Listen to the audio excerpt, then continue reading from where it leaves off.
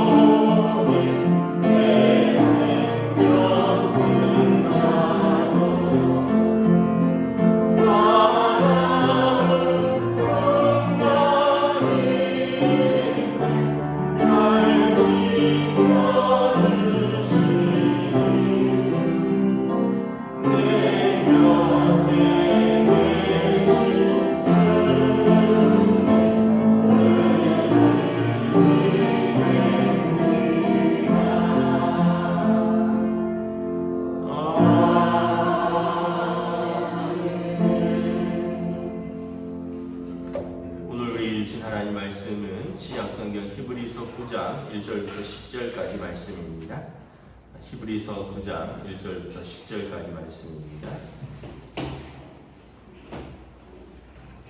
다 찾으신 줄 알고 저와 여러분들이 한 절씩 교도하도록 하겠습니다.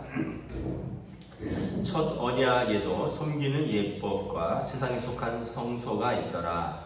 예비한 첫 장막이 있고 그 안에 등잔대와 상과 진설병이 있으니 이는 성소라 일컫고 또 둘째 휘장부에 있는 장막을 지성소라 일컫나니 그 향과 사면을 금으로 싼 언약궤가 있고 그 안에 만나를 담은 금 항아리와 아론의 쌍난 지팡이와 언약의 돌판이 있고 그 위에 속죄소를 덮는 영광의 그룹들이 있으니 이것들에 관하여는 이제 낱낱이 말할 수 없노라. 이 모든 것을 이같이 얘기하였으니 제사장들이 항상 첫 장막에 들어가 섬기는 예식을 행하고 오직 둘째 장막은 대제사장이 홀로 1년에 한 번 들어가되 자기와 백성의 허물을 위하여 드리는 피 없이는 아니하나니 성령이 이로써 보이신 것은 첫 장막이 서 있을 동안에는 성소에 들어가는 일이 아직 나타나지 아니하는 것이라.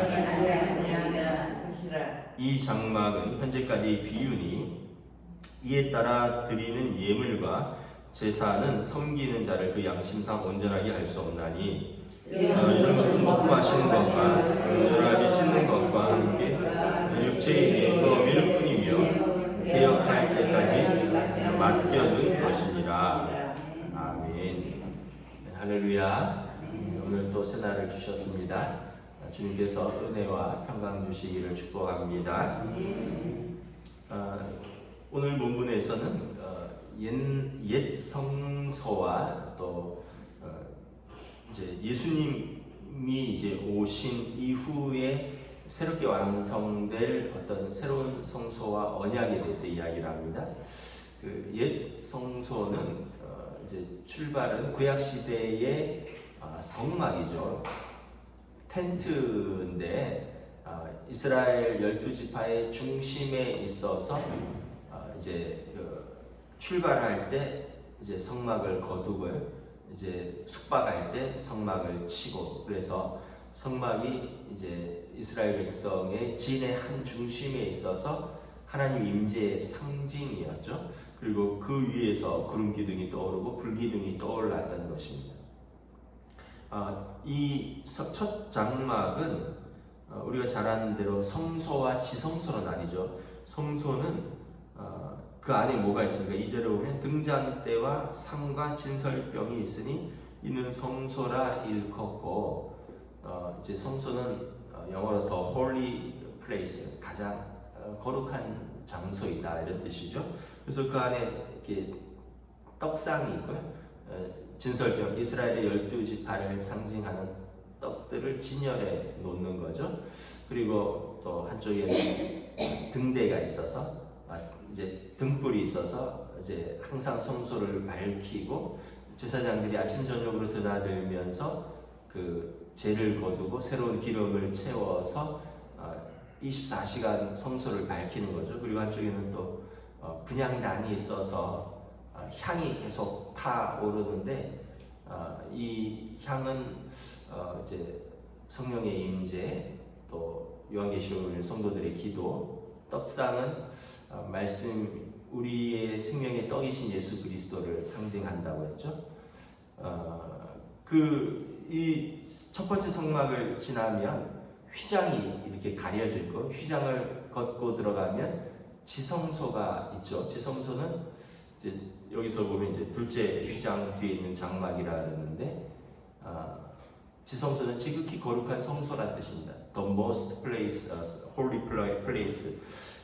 그래서 그 안에는 언약궤가 있죠. 언약궤가 있고 그 언약궤 안에 이제 모세가 받았던 십계명 두 돌판과 광야를 지날 때 아론의 리더십에 대항하여서 하나님께서 그 반역하던 자들에게 너희의 지팡이와 아론의 지팡이를 가져와라.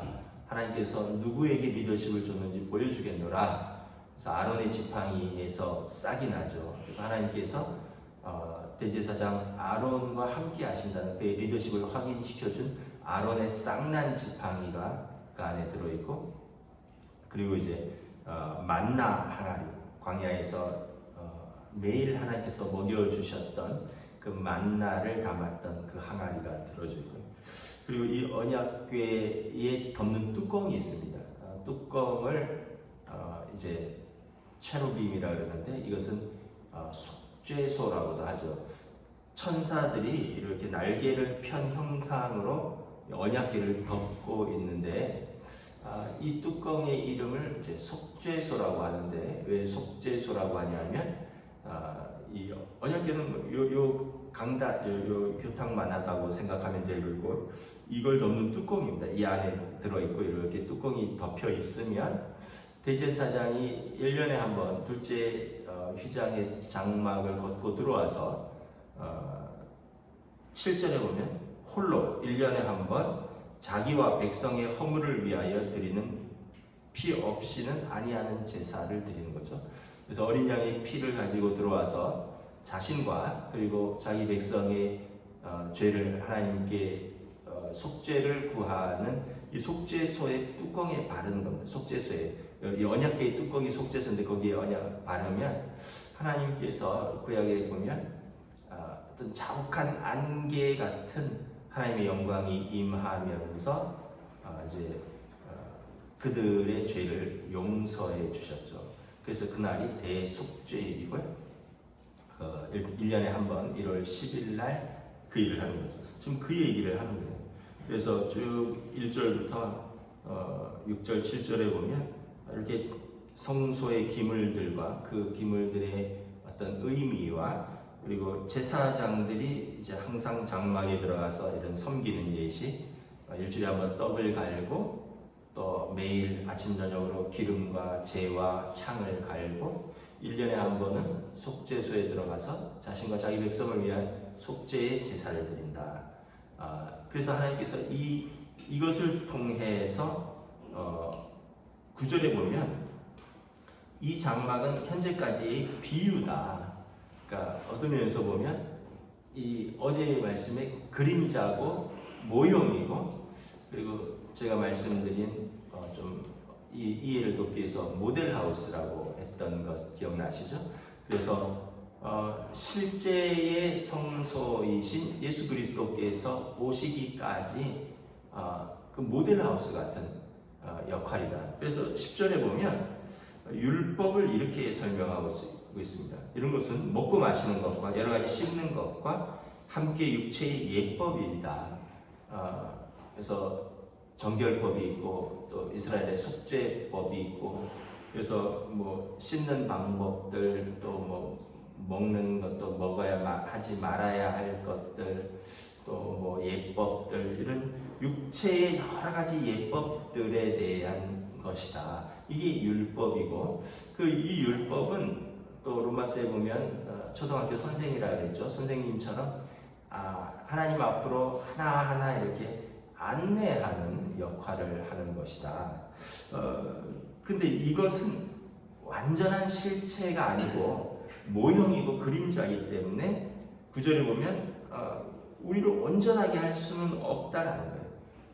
우리를 완전히 새롭게 하고 우리의 양심과 우리의 영과 혼과 관절과 골수까지 완전히 우리를 새롭게 하는 것은 예수 그리스도의 보혈의 피와 그리고 그 믿는 자들에게 임하는 하나님의 은혜인 거지, 구약의 제사가 우리를 온전하게 한다면 왜 반복될 필요가 있느냐라는 거죠. 제사장들은 매일 그 성전 뜰의 마당에 보면 번제단이 있거든요. 매일 아침과 저녁에 이렇게 제사를 드립니다. 상번제라 그러는데 양을 잡아갖고 아침에 이제 해질녘이, 이스라엘 사람들은 해질녘이 하루의 시작입니다. 우리랑 날이 달라서 해질녘이 하루의 시작이에요. 그러면서 그 해질 때 짐승을 잡아서 벌려놓고 번제단에 밤새도록 타죠. 그리고 해가 뜨면 또 그 위에 또 짐승을 잡아서 올려놓고 백성들을 위한 하나님 앞에서 제사를 드리고 밤새도록 타고, 그 사이에 백성들이 어떤 자신의 속죄나 어떤 속건제물이나 화목제물을 가져오면 그 그 하루와 하루의 제사에 드려지는 번제 사이에 또 제물들을 올려서 계속 태우는 거예요. 그래서 제물은 계속 타는 겁니다. 우리의 일상의 번제 속에서 하나님 앞에서 개인들의 속죄를 위해서 계속해서 가져오는 거죠. 그런데 여러분, 이것이 온전하다면 왜 반복되는 제사가 필요하겠느냐라는 거예요. 온전하지 못하기 때문에 우리가 제사를 지내고 갔는데 또 우리가 또 죄를 짓는 거죠. 그래서 매년 이런 속죄의 제사가 필요하고, 그러기 위해서 대제사장이 필요하고, 그러하기 위해서 이런 성막이 필요했는데, 예수님이 오셔서 이걸 다 해결하셨다는 거예요. 예수님이 대제사장이시고, 예수님이 친히 자기의 몸으로 화목제물로 드리셨고, 그래서 예수님이 이것으로 단번에 영원한 제사를 드렸기 때문에 이제 이것은 10절에 보면 개혁할 때까지 맡겨둔 것이고, 예수님이 오셔서 완전히 새로운 언약을 쓰신 거예요.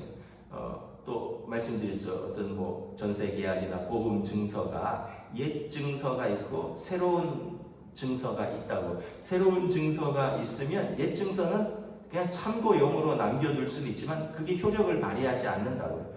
과거에 내가 보험을 들었는데 그때 대인은 얼마를 들었고 대물은 얼마를 들었고 자차는 얼마를 들었고 참고하려고 그냥 놔둘 수는 있지만 보상은 어떻게 되지? 이거는 효력은 더 이상 발휘하지 않는다는 거예요. 왜냐하면 새 언약이 있기 때문에 새 언약은 새 증서로서 효력을 발휘하지, 새 것이 오면 과거의 것은 이제 자동 폐기라기보다는 효력이 없다는 거예요. 그래서 율법과 과거의 제사들은 새 것이 오면서 완전히 새로운 것이 대체됐다. 새 것은 예수님이 우리의 대제사장이고, 예수님이 십자가의 제사가 우리의 과거의 모든 드려졌던 제사를 완성하시는 것이다.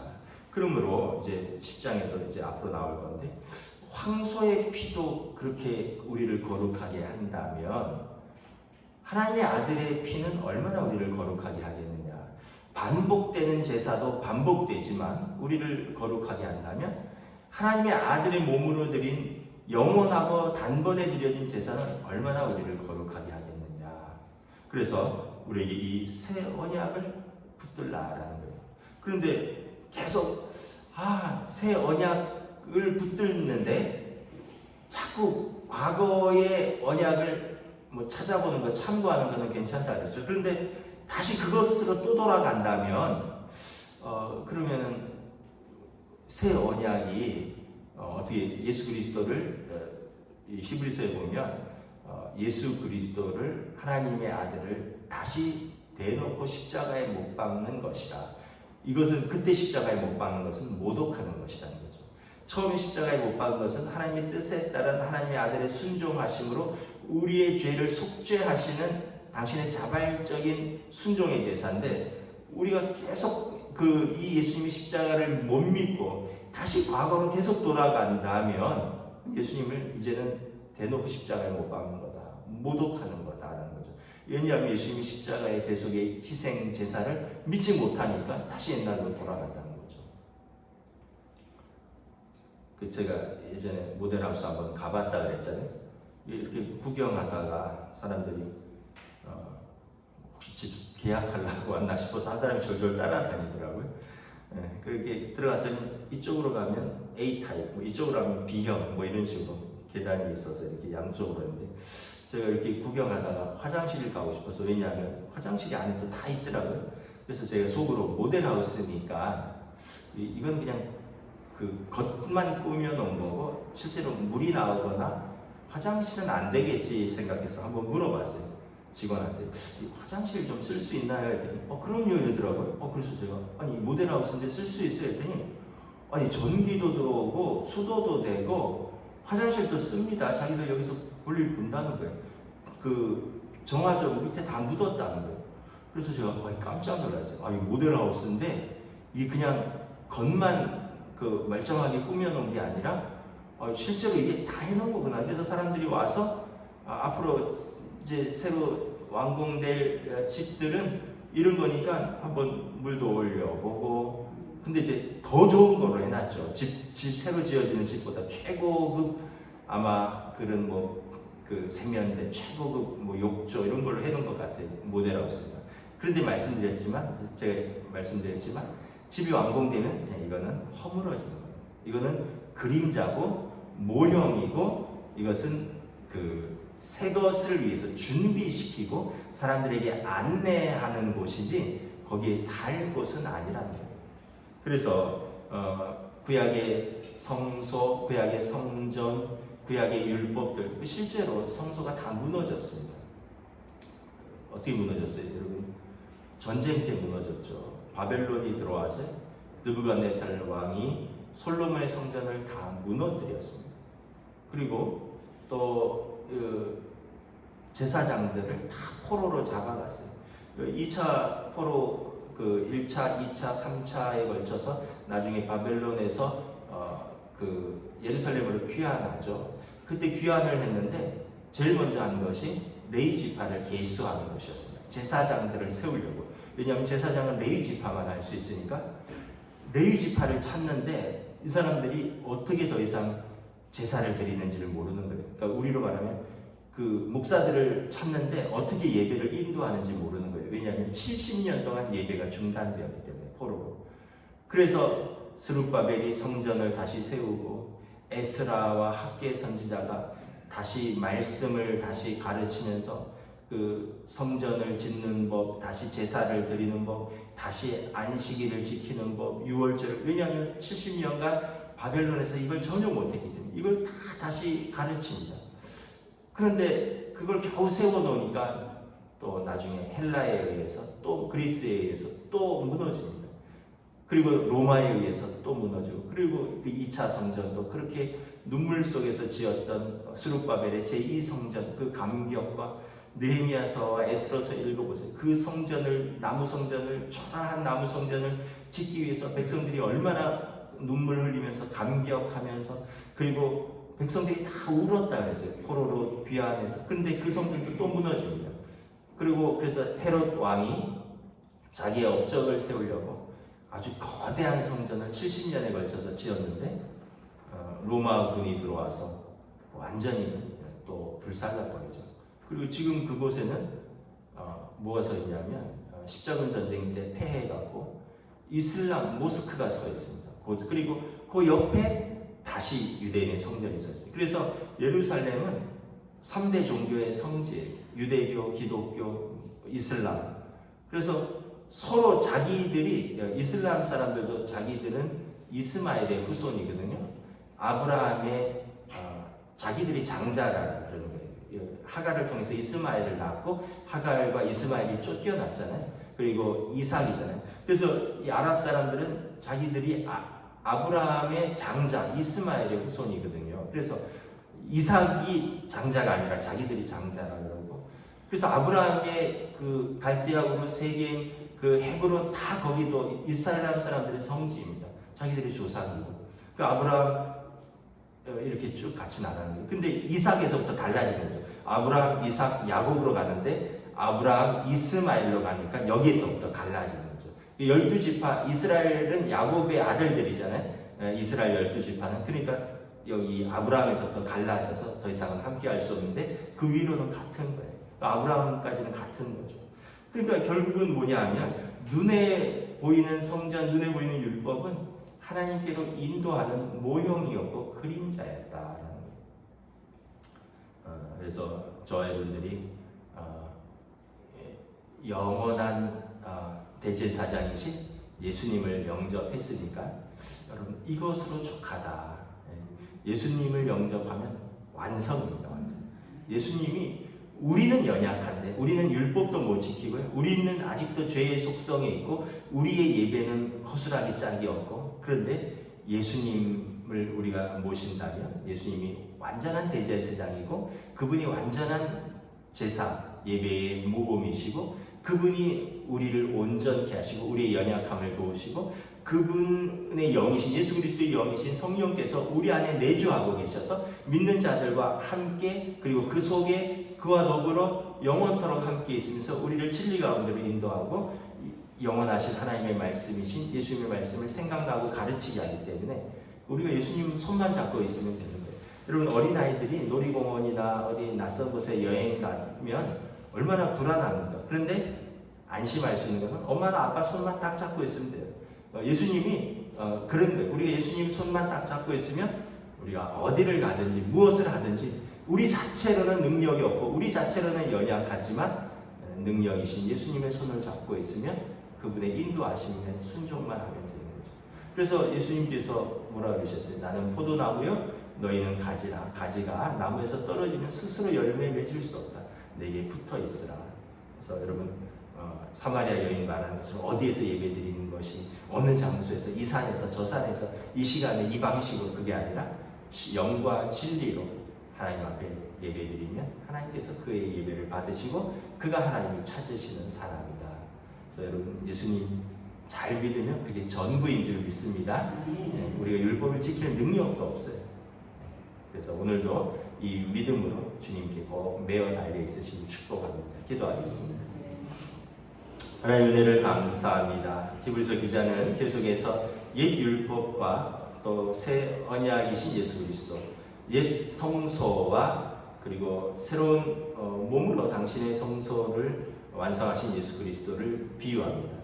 옛 것도 분명히 중요하고 의미가 있고, 옛 것이 없었으면 우리가 그림자라도 모형이라도 알 수 없었고, 옛 것이 있었기에 지금까지 예수 그리스도를 기다리고 또 하나님의 뜻이 무엇인지를 율법을 통해서 분별할 수 있었습니다. 그러나 새 율법의 완성이시오 새 성전이신 예수 그리스도께서 오심으로 이전에 우리가 지키지 못하던 것, 또 이전에 우리가 온전하지 못하던 것을 온전히 그분이 이루셨고, 그래서 우리가 능력이 있어서가 아니라 그분이 온전하시고 그분이 또 완전하시기 때문에 우리가 예수님을 믿으면 그의 믿음에 따른 그의 의를 힘입어 그의 의에 더불어 우리도 의인이라 칭함을 받는다 말씀하셨습니다. 그러므로 우리가 이 믿음을 가지고 우리가 믿는 예수님을 잘 믿고 예수님을 꼭 붙들고 우리의 삶에서 주님 걸어가신 그 길을 함께 걸어갈 수 있도록 오늘도 인도하여 주시옵소서. 감사를 드리오며 우리 주 예수 그리스도 이름으로 기도드리옵나이다. 아멘. 하늘에 계신 우리 아버지 이름을 거룩하게 하시며 아버지 나라가 오게 하시며 아버지 뜻이 하늘에서와 같이 땅에서도 이루어지게 하소서. 오늘 우리 일용할 양식을 주시고 우리가 우리에게 잘못한 사람을 용서하여 준 것 같이 우리 죄를 용서하여 주시고 우리를 시험에 빠지지 않게 하시고 악에서 구하소서. 나라와 권능과 영광이 영원히 아버지의 것입니다. 아멘.